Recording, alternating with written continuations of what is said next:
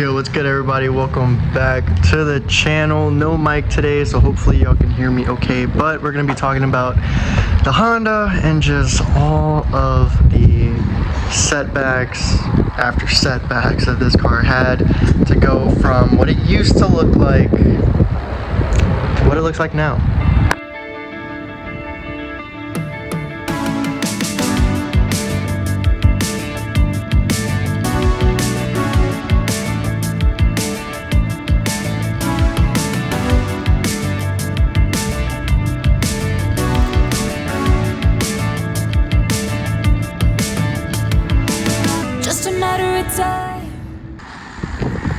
So for anyone who may be new to my channel, this is my 2006 Honda Accord that I've had for about 10 years now. Now this car is it's about to make 20 years, depending on the month that it was produced, which unfortunately I do not know the exact month that this car was assembled, but it is 2026, so this car is technically 20 years old now, even, regardless of the month. So this car, it's getting pretty old. So I said I had this car for 10 years. Unfortunately, the previous 10 years, I don't know much about this car's history. All that I know is that it was in Texas and it's had a few issues, but thankfully none of which have really carried over much. So with that being said, this car used to be nice. I used to have this car looking okay. It was incredibly simple when I was in high school. Factory paint, lowered on coilovers with some wheels and a ghetto mounted rear wing that came off of this same generation but coupe. And that's pretty much how it was for quite some time. However, during that time, I was not home. I was away overseas with the Air Force, and my family used the car here and there where, when they kind of messed it up a little bit, got some wheel chips and some paint chip and fade and yada yada yada, but that's not important. What the more juice of the story is that when I came back, there was some things to fix with this car. And while on paper, what there was to fix was very simple, unfortunately, the execution of it was not that simple. So, I had left active duty. I was not making nowhere near as much money as I was when I was active duty, not to mention just a bunch of personal stuff that was happening when I came back that, I wish not to disclose for obvious reasons. So it wasn't that simple. It wasn't as simple as to just fix the car up and have it looking good again. So I really had to scrape, money for each mod, basically each fix, while still obviously prioritizing my bills, because that's obviously. So unfortunately I do not remember the order, but that's the whole reason for the Accord project playlist. If you want to skim through it and see the order in which I was buying stuff. But just again, I didn't get very far. We changed the headlights, which I do really like these headlights.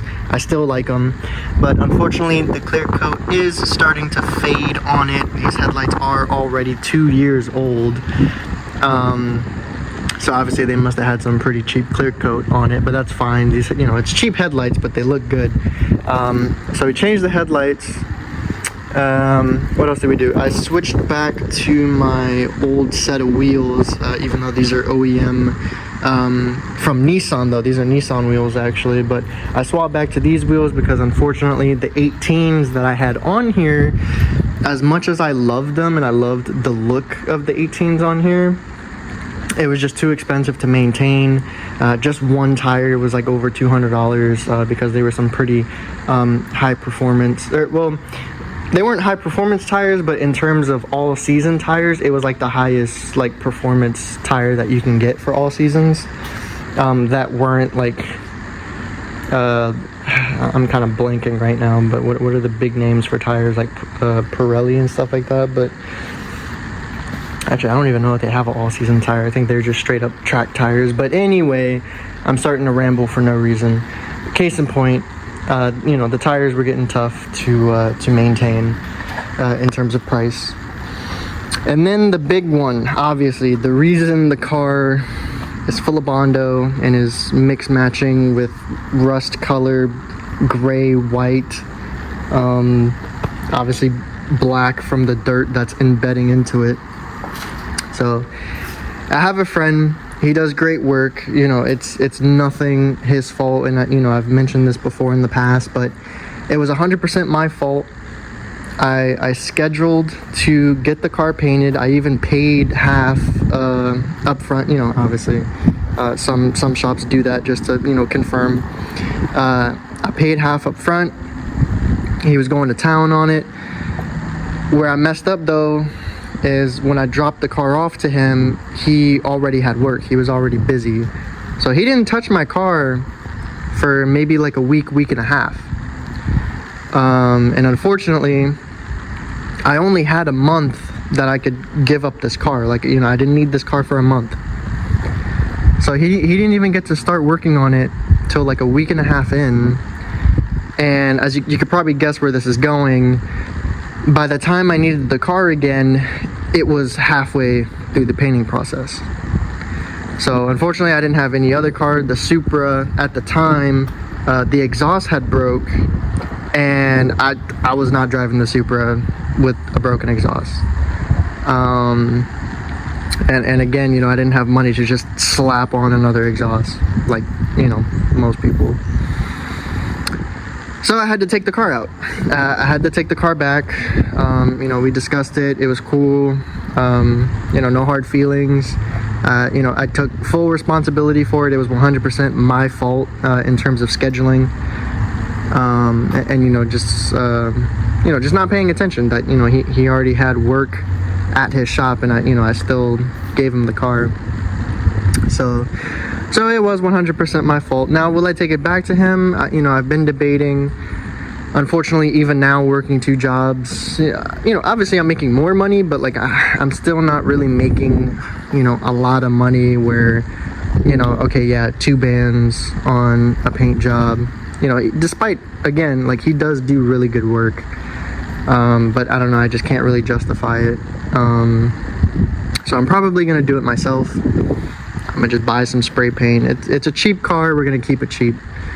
We're gonna give it a cheap paint job. I'm gonna spray paint it myself. I've never done it before, so it'll be a learning experience, and I would much rather learn on this car than that car, even though that car is kind of pretty much in the same boat. I mean, they're both kind of in rough shape, so I guess it really doesn't matter. Even if I mess it up, it'll probably look better than what it looks like right now. But I would prefer to learn on the Honda, so that way when I do the Supra, it's, it's a really good paint job, and hopefully it comes out looking really good.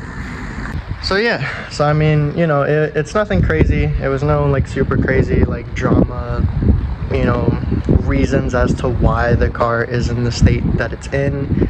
It's just plain and simply life. Life happens. Whatever plans you might have, sometimes life is just like man, screw your plans, and you just gotta change course, adapt. But what's important is that we just stay dedicated, keep moving, and like I said, just adapt. Adapt to the situation and just keep going. So because also I forgot to mention, but maintenance too. Like I said, the car is like 20 years old. Things are gonna break. Like right now, I just had a check engine light on. Thankfully, I got it fixed, but my maintenance light is on. Slowly building a Christmas tree, but we're gonna fix it. We're gonna keep rolling. It's a Honda, as long as you keep fixing it and you keep maintaining it, ain't nothing gonna happen. It's a Honda. But yeah, I mean, it is tough, and look, I appreciate y'all so much. I know sometimes the videos I post are lame, they're not interesting.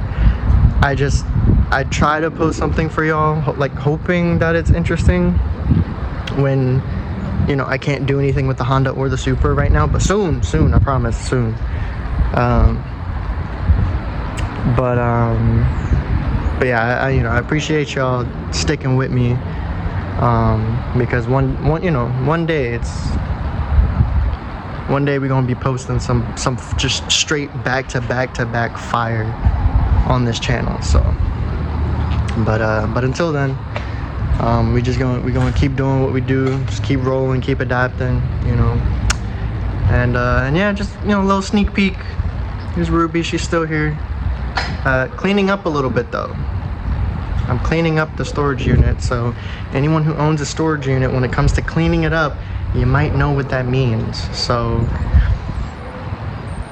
yeah, I'm gonna just leave that right there. So with all that being said, leave a like, subscribe, turn the notification bell on, that way y'all don't miss a post.